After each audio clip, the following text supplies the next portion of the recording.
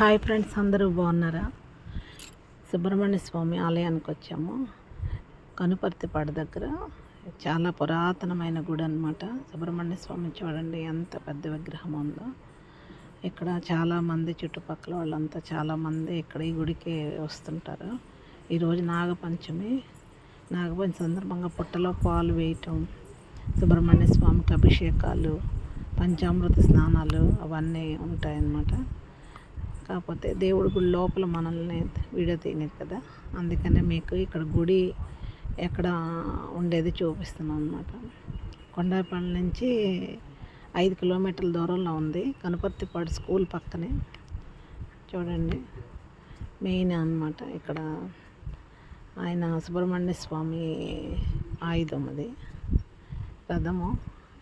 రథాభిషేకాలు జరుగుతుంటాయి ఇక్కడ. నేను కూడా సుబ్రహ్మణ్య స్వామి ఆలయానికి వచ్చాను.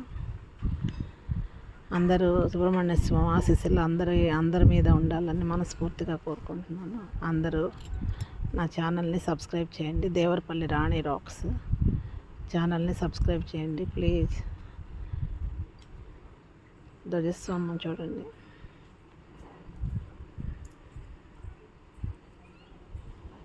లైక్ చేయండి, షేర్ చేయండి, సబ్స్క్రైబ్ చేయండి.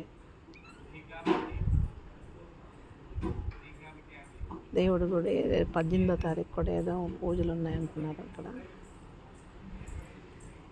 చూడండి ఎంత బాగా కుంకుమ పూజలు, అభిషేకాలు. ఇక్కడ చాలా జనాలు చాలా దూరాల నుంచి కూడా వస్తున్నారు. ఇది పురాతనమైన గుడి కాబట్టి. Thank you for watching.